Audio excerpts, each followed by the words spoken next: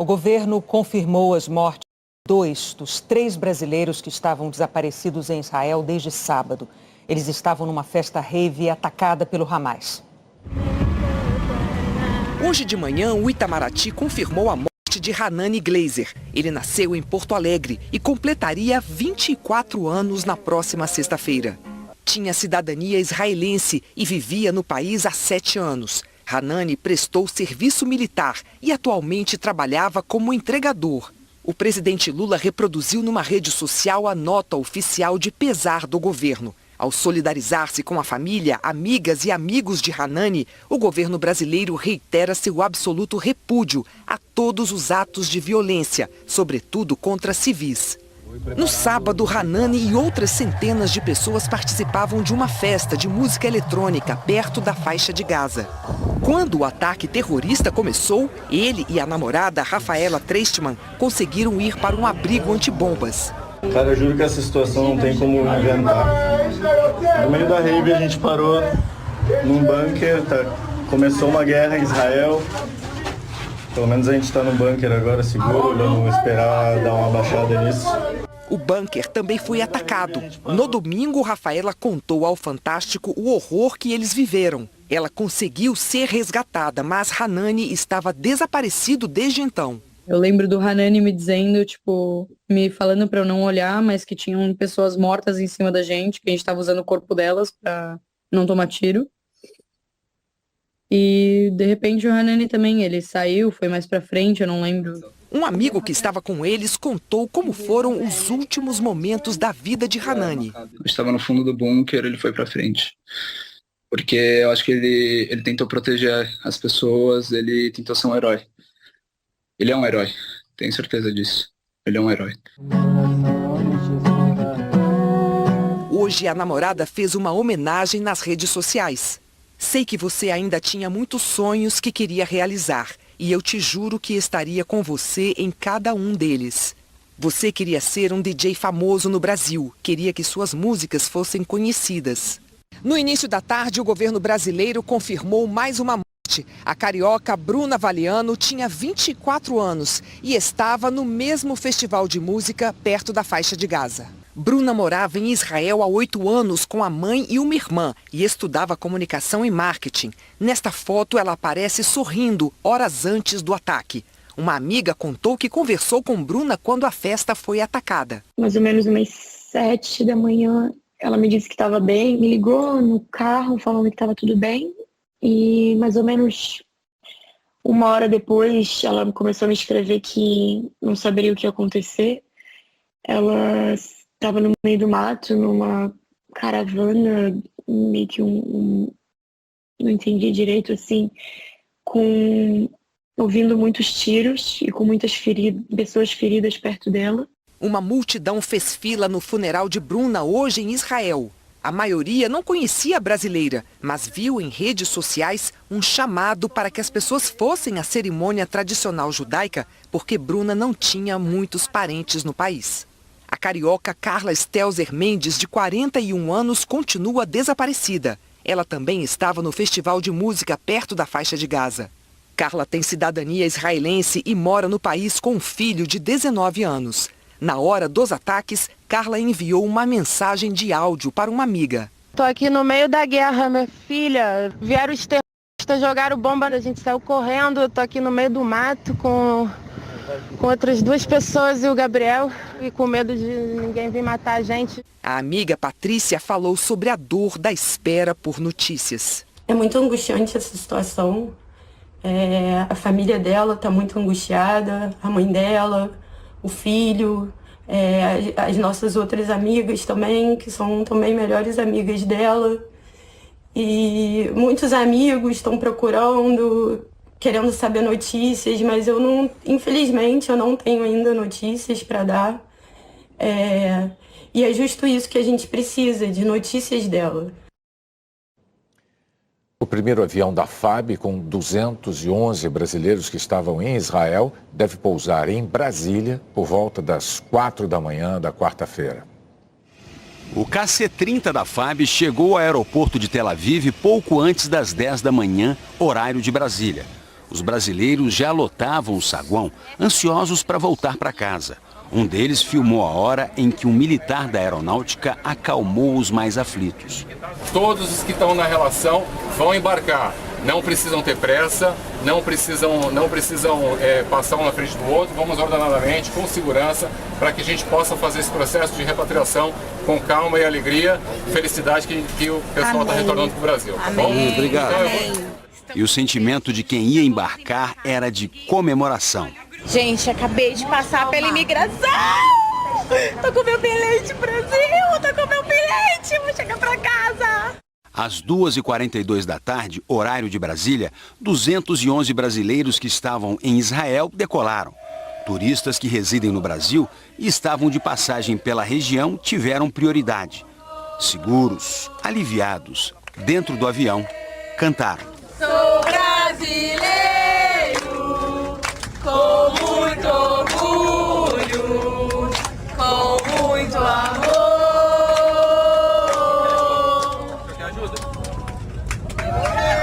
Vai, Brasil! E foi também o momento de agradecer. A gente está muito feliz, muito agradecido. Em breve a gente está subindo o voo. Vamos parar em Brasília e depois vamos parar em Rio de Janeiro. Primeiro voo, primeira chamada da FAB. Força Aérea, muito obrigada. A previsão de chegada a Brasília é às 4 da madrugada desta quarta-feira. Metade dos passageiros vai ficar em Brasília. Eles serão recebidos pelos parentes no desembarque doméstico do aeroporto.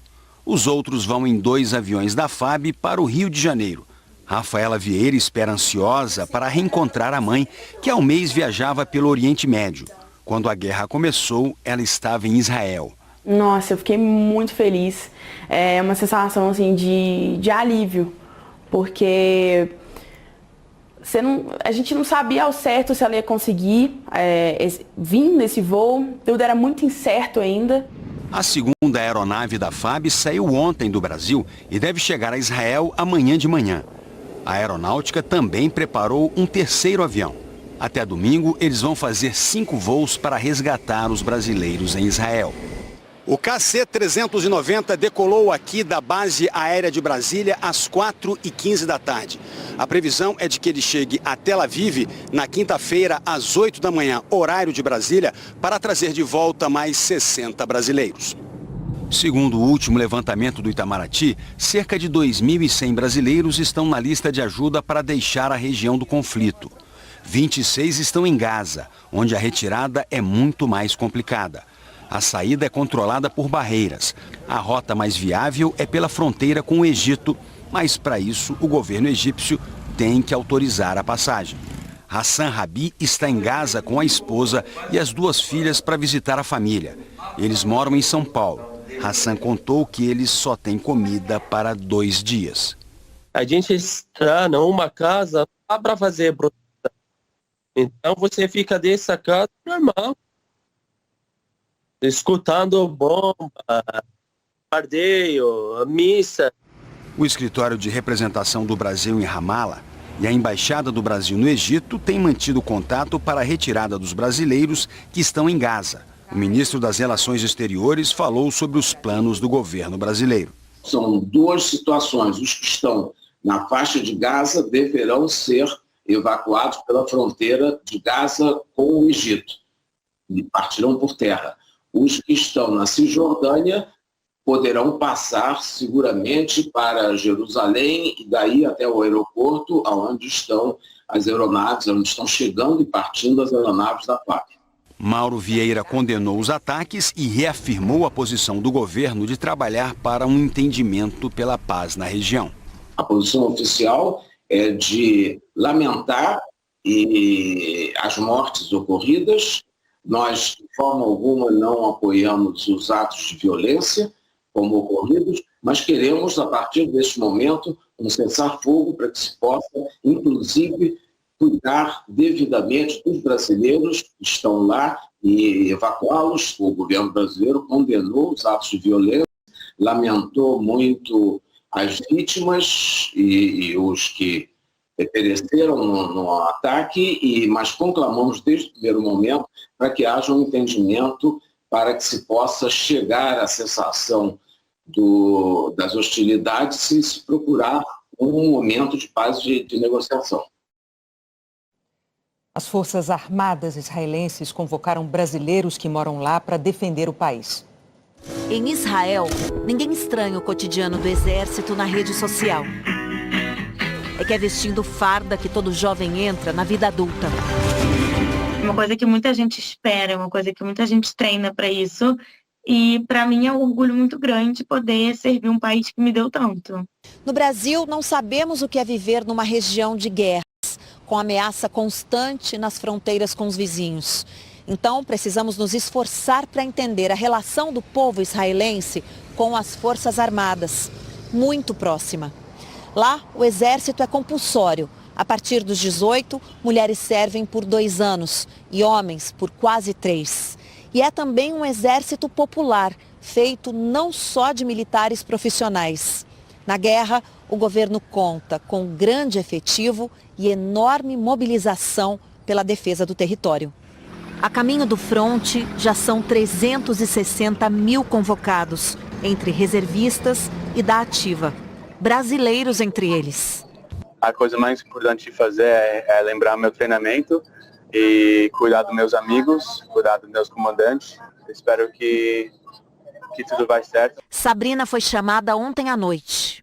Eu tenho medo de estar aqui no meu telhado e de ver um míssil, de não ter falado tchau para os meus pais, porque eles estão no Brasil, eu moro aqui sozinha e é muito triste isso. Esse advogado tem 3 meninos na guerra. A conversa com meus filhos dura de 30 segundos a 1 minuto e meio. Eu tenho um filho que ele tem um cargo que ele não pode contar absolutamente nada para mim.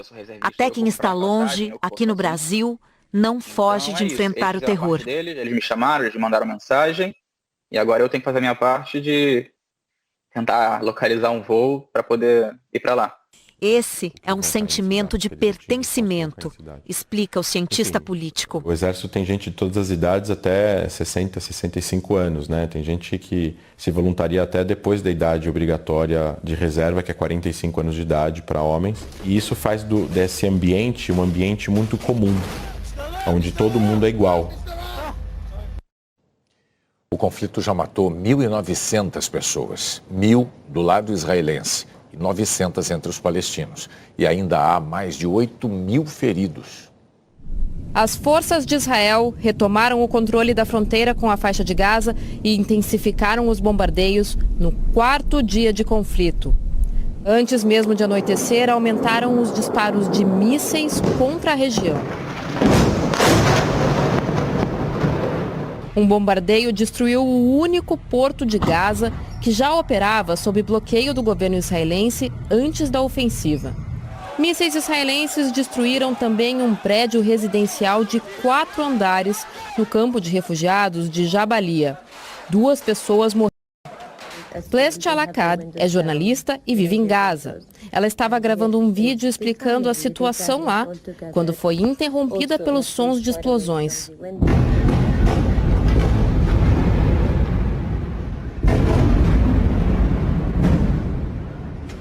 Hoje, um míssil atingiu a passagem de Rafah, que liga Gaza ao Egito. A única saída dos mais de 2 milhões de moradores teve que ser fechada. Esse palestino disse: mandaram a gente ir para um lugar seguro, mas não tem lugar seguro na faixa de Gaza. O Hamas informou que 2 integrantes do braço político do grupo morreram em bombardeios aéreos. A ofensiva israelense já deixou mais de 4.000 feridos. Nos hospitais não há espaço nem para os corpos dos mortos. Em Israel, moradores de Ashkelon, cidade costeira perto da faixa de Gaza, receberam 2 horas para deixar a região antes de um novo ataque de foguetes do Hamas. Ao longo de toda a terça-feira, as sirenes que avisam sobre bombardeios aéreos tocaram em várias cidades. Foi o caso aqui de Tel Aviv. Em pelo menos 3 momentos do dia, as pessoas tiveram que correr para os abrigos e agora à noite a cidade ficou assim, vazia. A partir do sul do Líbano, mais de 10 foguetes foram lançados contra Israel, que respondeu atirando contra bases de lançamentos de foguetes no país vizinho. O Hamas assumiu a autoria dos disparos. O governo de Israel informou que hoje respondeu a bombardeios partindo da Síria contra Israel, o que traz a preocupação de uma possível escalada do conflito. Famílias israelenses seguem angustiadas à espera de notícias dos sequestrados.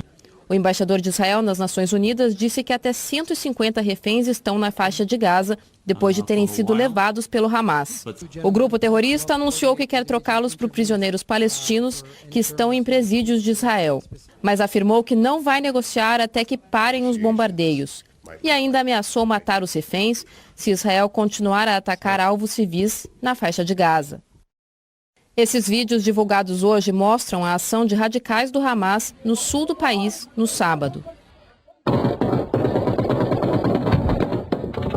Em Kfar Aza, no sul de Israel, um comandante do exército, o major-general Itai Veruv, fez um relato chocante de um massacre em kibbutz, em que terroristas atacaram famílias inteiras, inclusive bebês. The last engagement with enemy or terrorists here was last night. You can see by yourself, family, mothers, fathers, babies, young families killed in their bed, in the protection room, in the dining room or in the garden outside. And the terrorists come and kill all of them, shoot on them, catch them and then shoot in them, cut their head. It's a terror. I served 40 years in the military. I never saw something like this. It's not a war. It's a terror attack. Keren sobreviveu ao ataque. Ela contou que ficou 21 horas escondida dentro de casa com o marido e a filha bebê, até que o exército arrombou a porta do abrigo em que eles estavam. Ela disse que ouviu os terroristas matando os vizinhos. O exército de Israel anunciou que encontrou os corpos de 1.500 militantes do grupo terrorista em território israelense. Soldados de 35 batalhões israelenses estão posicionados na fronteira com Gaza. São mais de 100 mil homens. O exército está colocando minas terrestres em parte da cerca que não foi destruída pelo Hamas. Ainda há relatos de confrontos com terroristas que ficaram escondidos desde sábado. O Hamas ameaçou bombardear o aeroporto internacional Ben Gurion, que tem sido a esperança de milhares de civis que tentam deixar Israel em aviões militares de outros países. Como os mais de 200 brasileiros que vão chegar ao Brasil de madrugada no voo da Força Aérea Brasileira. É o principal aeroporto de Israel e a gente está aqui acompanhando essa fila de check-in. Vamos dar uma passeada aqui, Todas essas pessoas aqui são brasileiros, estão esperando para voltar para o Brasil. Aqui em Israel o turismo religioso é muito forte, então tinha gente que estava visitando, por exemplo, Jerusalém, tinha gente que estava visitando Nazaré. Viemos conhecer a Terra Santa e fomos surpreendidos por esse movimento todo pela guerra. Foi isso aí. E aí estamos retornando antes do tempo previsto. Eu estou agora só esperando voltar para casa, porque eu tenho meu outro filho lá, nora e 3 netos. Só isso, eu quero voltar. A maioria dos brasileiros que embarcaram hoje é de turistas. Eles contaram como foi quando souberam dos ataques. Quando a gente foi subindo para Jerusalém, a gente viu muita atenção e ouvimos 2 disparos, né? Pra gente que é brasileiro, não tem a mentalidade que eles têm aqui, é um pouco difícil de adaptar. É um alívio, né? Muito bom voltar à terra brasileira. Mesmo com todas as diversidades que nós temos lá, a guerra não é uma realidade para nós. O chefe da ONU para Direitos Humanos, Volker Turk, fez um apelo para que o Hamas liberte todos os reféns e Israel encerre o cerco a Gaza. Essas crianças palestinas olham para o céu sem saber como reagir e menos ainda o risco que correm. A Isra é uma delas. Aos 13 anos, está agora na escola, não para estudar, mas para se abrigar. Dos 2 lados da fronteira, tanto em Gaza quanto em Israel, milhares de crianças estão sem aula. Eu queria poder ser uma criança normal, vivendo sem guerra, desabafou. Assim como a Isra, mais de 260 mil palestinos já fugiram de casa desde sábado, sofrendo com a reação israelense ao conflito iniciado pelos ataques terroristas do Hamas. Quase 15% da população de Gaza. A maioria foi para escolas administradas pela ONU. Os dados foram divulgados em Genebra pelo Escritório das Nações Unidas para a Coordenação de Assuntos Humanitários. Estamos extremamente alarmados com o rápido agravamento da crise, anunciou o porta-voz. A ONU condenou ataques aéreos de Israel contra a faixa de Gaza, que atingiram prédios residenciais, escolas e até instalações da própria organização. E ressaltou ainda que a imposição de cercos que colocam em risco a vida de civis, privando as pessoas de bens essenciais, é proibida pelo direito internacional humanitário. Ao mesmo tempo, a ONU destacou que o sequestro de civis, como terroristas palestinos fizeram, também é proibido pelo direito internacional. As Nações Unidas destacaram que a mensagem precisa ser inequívoca. As leis de guerra devem ser respeitadas. Aqueles mantidos em cativeiro precisam ser tratados com humanidade e libertados sem demora. O chefe de direitos humanos foi além. É horrível e profundamente angustiante ver imagens de pessoas capturadas por grupos armados palestinos serem maltratadas. Civis nunca devem ser usados como moeda de troca. A alemã fez hoje um apelo desesperado para que a filha, gravemente ferida, seja libertada. Sabemos que a Shani está viva, tem um ferimento sério na cabeça e está em estado grave. Cada minuto é crítico, implorou. A autoridade máxima das Nações Unidas para os Direitos Humanos pediu que governos com influência tomem medidas para neutralizar o que classificou como barril de pólvora. Volker Turk lembrou que o discurso de ódio e a violência aumentam ainda mais o antissemitismo e a islamofobia, não só na região, mas no mundo todo. Entre as vítimas dos ataques do Hamas, há dezenas de estrangeiros que moravam em Israel. A guerra num pequeno espaço do Oriente Médio tem ramificações ao redor do mundo. Pelo menos 20 países, incluindo o Brasil, relataram cidadãos mortos ou desaparecidos. A Tailândia, país que tem 30 mil imigrantes que trabalham na agricultura em Israel, confirmou 18 mortes. Estados Unidos, 14, Nepal, 10, França, 8, Argentina, 7. Hoje, os ministros de Relações Exteriores da União Europeia se reuniram em Bruxelas para discutir a crise. O bloco europeu é o maior doador de ajuda aos palestinos, o equivalente a quase 4 bilhões de reais por ano. Ontem, o comissário para a Vizinhança e Expansão, o húngaro Over Várhelyi, chegou a anunciar a suspensão dos pagamentos. Mas vários governos consideram que seriam os civis palestinos a pagar o preço e decidiram manter a ajuda da União Europeia. O porta-voz da instituição, Balazs Ujvari, fez questão de explicar que o dinheiro europeu não vai para o governo palestino, e sim para organizações internacionais de ajuda humanitária e agências da ONU. O chefe da política externa da União Europeia, José Borrell, apoiou o direito de Israel de se defender, desde que seja feito de acordo com as leis internacionais, sem violar os princípios humanitários. O primeiro-ministro alemão Olaf Scholz e o presidente francês Emmanuel Macron também declararam o apoio ao direito de defesa de Israel. A primeira-ministra italiana Giorgia Meloni visitou a grande sinagoga de Roma e prometeu defender os judeus italianos de todas as formas de antissemitismo. O porta-voz do governo da China disse que Pequim se preocupa com a escalada do conflito e pediu a todas as partes envolvidas que cessem imediatamente os combates. A China está tentando verificar informações sobre cidadãos chineses mortos em Israel. Contrariando os discursos de paz, a autoridade máxima do Irã, o Ayatollah Ali Khamenei, fez o primeiro discurso na TV desde o ataque.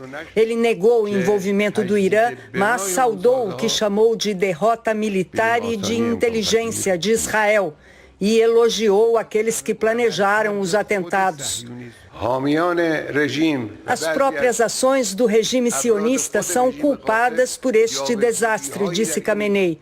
O Irã apoia há muito tempo o Hamas e rejeita o direito de existência do Estado de Israel. O presidente russo Vladimir Putin culpou o fracasso da política dos Estados Unidos, que, segundo ele, ignorou a necessidade de um Estado palestino independente e acusou Washington de negligenciar a procura de compromissos que fossem aceitáveis para os dois lados. Na Casa Branca, o presidente Joe Biden teve uma reunião por teleconferência com o primeiro-ministro de Israel, Benjamin Netanyahu. Pouco depois, num pronunciamento, disse que os ataques terroristas representam um mal puro. Biden comparou a ação do Hamas à brutalidade de outro grupo terrorista, o Estado Islâmico. Falou que o ataque traz de volta ao povo judeu as cicatrizes de 1000 anos de antissemitismo e genocídio. Disse também que o Hamas não representa o direito do povo palestino à dignidade e à autodeterminação, que o objetivo do grupo é a aniquilação de Israel e que, para isso, usa os civis palestinos como escudos humanos. Biden disse que na conversa com Netanyahu, lembrou que, como democracias, Estados Unidos e Israel devem agir dentro dos limites da lei e prometeu mais ajuda militar, incluindo foguetes, para suprir o sistema antimísseis, conhecido como Domo de Ferro, e fez um alerta. Qualquer país ou organização que esteja pensando em tirar vantagem dessa situação só tem uma coisa a dizer: não o faça. No Estado do Vaticano, o Papa Francisco acompanha com grande preocupação a situação em Gaza e tem telefonado diretamente a um padre local em busca de notícias. O embaixador de Israel junto à Santa Sé declarou que entende que o Vaticano queira a paz, mas que gostaria de ouvir do Sumo Pontífice palavras mais fortes sobre o direito de Israel de se defender. A seguir, a polícia do Rio retoma a área de lazer usada por traficantes para treinamento de guerrilha. O Ministério da Educação divulgou hoje um retrato do ensino superior no Brasil. Quase 80% dos jovens de 18 a 24 anos não estão na faculdade. 32,3% sequer concluíram o ensino médio. O censo do ensino superior mostra que havia quase 23 milhões de vagas disponíveis no ano passado, mas apenas 4,7 milhões foram preenchidas. Nas instituições particulares, sobram mais de 80% das vagas. Nas públicas, as vagas ociosas chegam a quase 40%. Olha que curioso, nem em medicina, nem em medicina a gente consegue preencher todas as vagas na rede pública. Outro dado chamou a atenção. 72% dos novos alunos escolheram ensino à distância. É o caso dos matriculados em cursos de formação de professores. Nem 10% optaram por aulas presenciais. Nas instituições particulares, a média é de um professor para mais de 170 alunos nos cursos online. Nas públicas, a média é de 34 alunos por professor. Nos últimos 4 anos, a oferta de cursos à distância aumentou quase 190%. E segundo o ministro da Educação, Camilo Santana, um alerta já está aceso e o governo vai revisar a regulamentação desses cursos.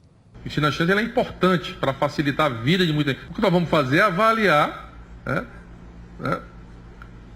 a forma que esses cursos estão, a qualidade do produto que está sendo apresentado, ofertado para esses alunos. Então, e principalmente focado em algumas formações que é impossível, você fazer toda a distância. Impossível. Como é que você faz um curso de enfermagem à distância, sem ter a prática, né?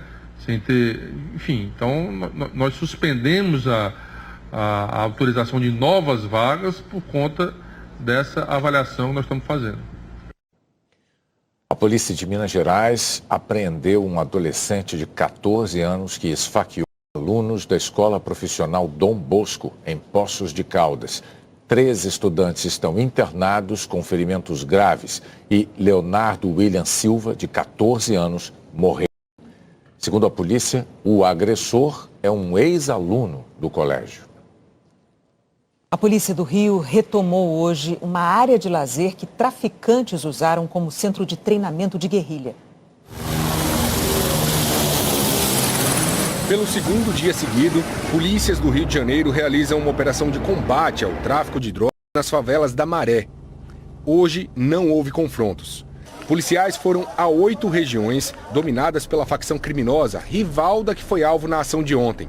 Autoridades disseram que retomaram o controle desse complexo esportivo. O clube foi construído em 2011 e até 2017 funcionaram aqui projetos sociais com aulas de futebol e de natação voltadas para crianças da comunidade. Os traficantes começaram a invadir há pelo menos 2 anos e usavam esse espaço para lazer, faziam festas aqui, mas também como um centro de treinamento para a tática de guerrilha. As imagens do treinamento foram reveladas pelo Fantástico. Policiais encontraram 2 estufas com pés de maconha e fecharam um galpão de desmanche e clonagem de veículos. Ali, apreenderam vários carros roubados. No Morro da Pedreira, também na zona norte da cidade, a polícia apreendeu um adolescente que, segundo os agentes, confessou ter jogado uma bomba caseira nesse ônibus em setembro. 3 passageiros ficaram feridos no ataque, um em estado grave. Na Cidade de Deus, zona oeste, um homem foi preso. Mais uma vez, a polícia usou a tecnologia de câmeras nos uniformes dos policiais com transmissão em tempo real e imagens de drones. Mas dos 54 mandados de prisão, apenas 3 foram cumpridos. O secretário de Polícia Civil deu uma explicação para o número reduzido de prisões. Os criminosos têm informação praticamente online e não ficam dentro de casa aguardando a chegada da polícia. Eles estão migrando de uma comunidade para outra da mesma facção. Então, por isso, nós estamos fazendo em diversas comunidades, buscando encontrá-lo e prender. Em São Paulo, a Polícia Civil concluiu que o tiro que matou um torcedor no mês passado saiu da arma de um PM. A investigação analisou imagens gravadas no local.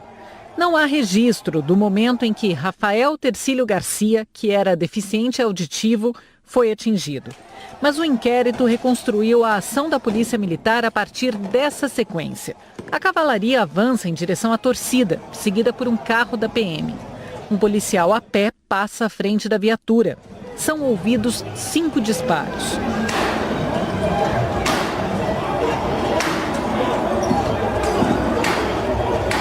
Neste outro vídeo, Rafael já aparece caído no chão.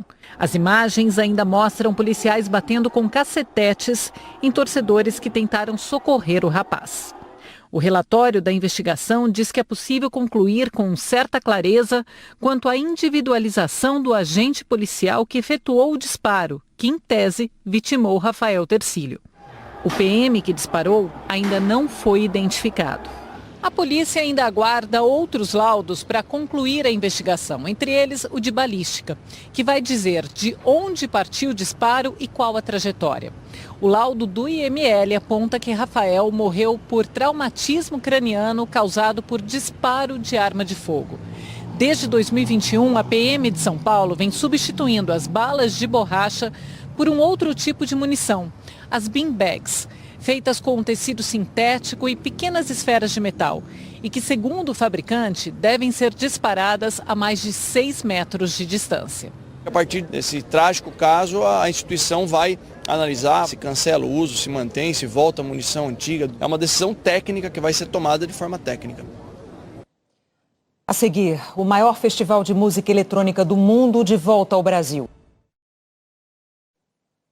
O deputado americano Jorge Santos, que é filho de brasileiros, foi formalmente acusado de novos crimes nos Estados Unidos.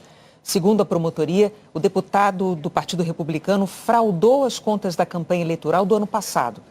Jorge Santos já responde desde maio por lavagem de dinheiro, roubo de verba pública, entre outros crimes.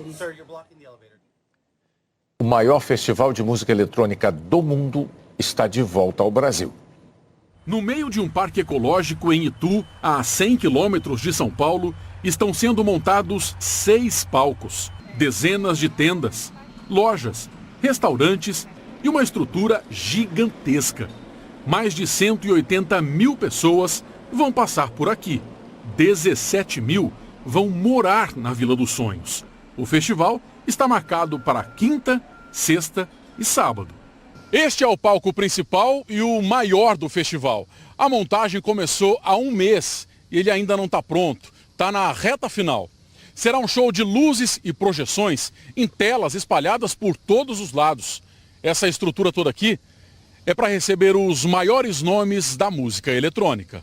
Nós receberemos aqui mais de 150 artistas da música eletrônica, entre eles artistas, grande parte brasileira, fortalecendo a cena nacional e também grandes nomes internacionais, os principais nomes da cena eletrônica mundial. Hoje o Brasil, na verdade, exporta muito conteúdo e muitas atrações de música eletrônica para o mundo todo.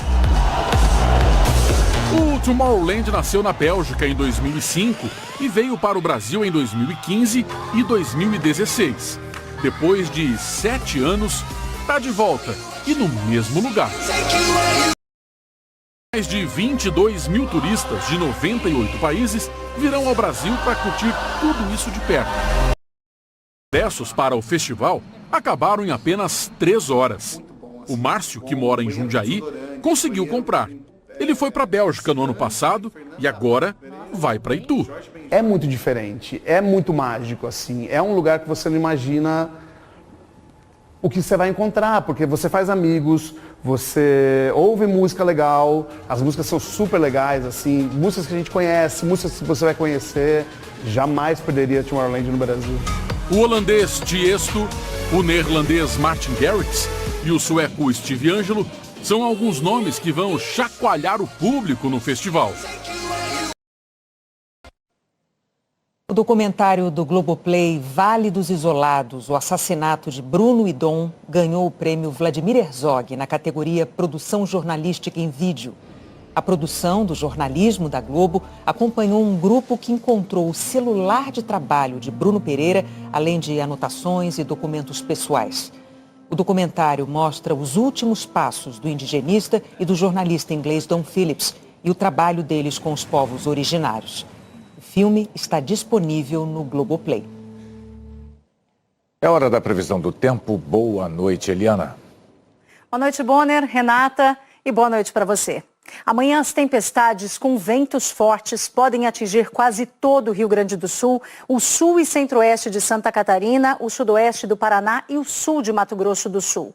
Uma baixa pressão e uma frente fria devem formar as instabilidades. O CEMADEM, Centro Nacional de Monitoramento e Alertas de Desastres Naturais, diz que há risco de inundação, principalmente nas áreas em laranja, que incluem o Vale do Itajaí e a bacia do Rio Uruguai. E ele está subindo em Garruchos, na fronteira com a Argentina. De lá até Porto Alegre são esperados grandes volumes de chuva.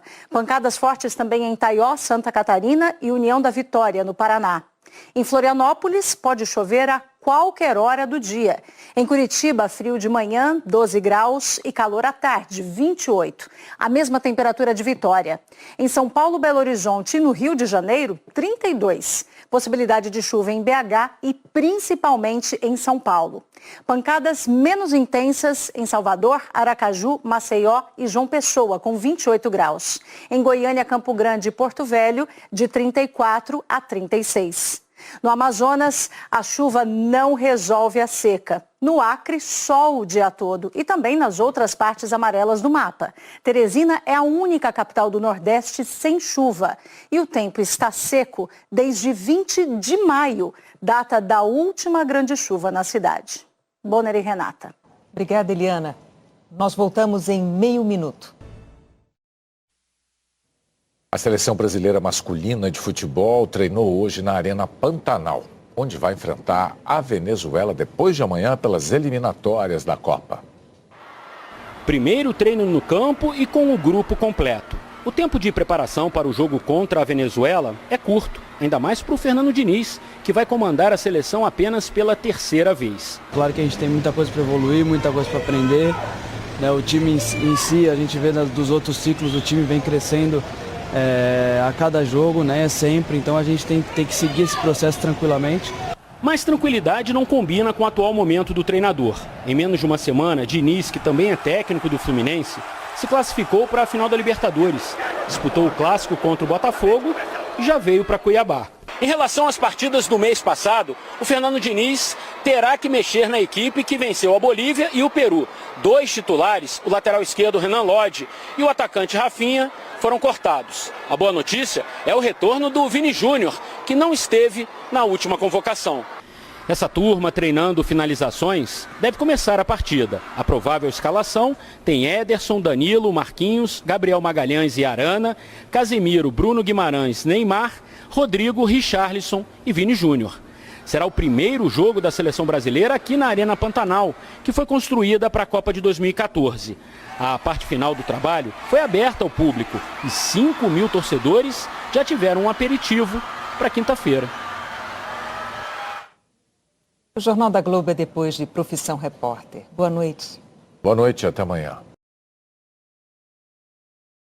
Fala galera, beleza? Aqui quem fala é o Diego, canal Diego Esportes. E tô chegando para te avisar que hoje tem ABC e Mirassol pela 32ª rodada do Campeonato Brasileiro da Série B.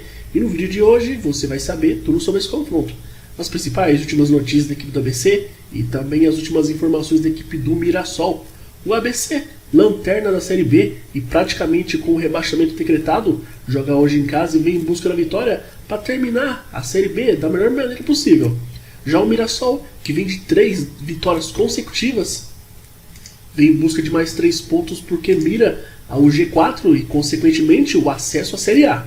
Então, se você é torcedor do ABC ou torcedor do Mirassol, já faço o convite. Se inscreva agora aqui no nosso canal, já vai deixando o seu like no vídeo para nos ajudar. Ativa também o sininho de notificação para você receber os próximos vídeos. E comenta aí embaixo seu palpite, porque ABC e Mirassol se enfrentam nesta terça-feira, às 9h30 da noite, no horário de Brasília, no estádio Frasqueirão, em Natal. O jogo é válido para a 32ª rodada do Brasileirão da Série B. O ABC é o lanterna da competição com 20 pontos. Está rebaixado praticamente. O time comandado por Argel Fuchs vem de 2 jogos sem derrota. Venceu a Ponte e empatou com a Chapecoense. E busca mais uma vitória hoje em casa. Em sua melhor fase na temporada, o Mirassol chega numa sequência de 3 vitórias, com o último triunfo sobre o Londrina em casa. Na 8ª posição na tabela, tem 49 pontos. O Leão pode ficar a 2 pontos do G4 se ganhar hoje do ABC. Pelo lado do ABC, Argel não deve mexer muito na estrutura da equipe alvinegra. O alemão volta de suspensão, mas o volante Henderson deve seguir na lateral direita. Na zaga, sem Fabrício suspenso pelo 3º cartão amarelo, o Jonathan foi o escolhido para atuar ao lado de Abraão. Na frente, o ABC terá mais uma vez o Alisson, Paulo Sérgio e o garoto Andrei. Então, provável escalação do ABC deve ter Michael, Jonathan, Abraão, Gedeilson e Henderson, Nathan, Tony Anderson e Ramon, Wallison, Andrei e Paulo Sérgio. Já pelo lado do Mirassol, o técnico Mozart terá o elenco todo à disposição pela primeira vez na temporada. Sem suspensos, o Mirassol ainda contará com os retornos do lateral direito Lucas Ramon e do atacante Mateuzinho, que se recuperaram de lesão e ficam à disposição do treinador. Então, provável escalação do Mirassol deve ter o Alex Muralha, Rodrigo San, Luiz Otávio, Guilherme Biro e Lucas Ramon, Neto Moura, Danielzinho, Gabriel e Chico Kim, Zé Roberto e Negueba. O jogo hoje vai ser apitado pelo Rodrigo Batista Raposo, com o assistente número 1, Lei Souza Silva, assistente número 2, Renner Santos de Carvalho. O quarto árbitro vai ser o José Magno Teixeira do Nascimento e na arbitragem de vídeo o Daniel Vitor Costa Silva. O ABC é o lanterna da competição. Em 31 jogos são apenas 20 pontos. São 3 vitórias, 11 empates e 17 derrotas. Marcou 19 gols, sofreu 40, tem um saldo de menos 21. Já a equipe do Mirassol, 8ª colocado, 31 jogos, 49 pontos. São 14 vitórias, 7 empates, 10 derrotas, marcou 33 gols, sofreu 26 e tem um saldo de 7 gols. Na rodada passada, o ABC fora de casa empatou com a Chapecoense em 0-0 e o Mirassol jogou em casa e bateu o Londrina pelo placar de 2-0. Aí na próxima rodada, o ABC vai jogar fora de casa e vai enfrentar a equipe do Atlético Goianiense, e o Mirassol na próxima rodada em casa vai receber a equipe do Guarani. Os 2 jogos vão ser válidos pela 33ª rodada. Então é isso, rapaziada. Desejamos a todos um ótimo jogo, que vençam o melhor, fiquem todos com Deus e até a próxima.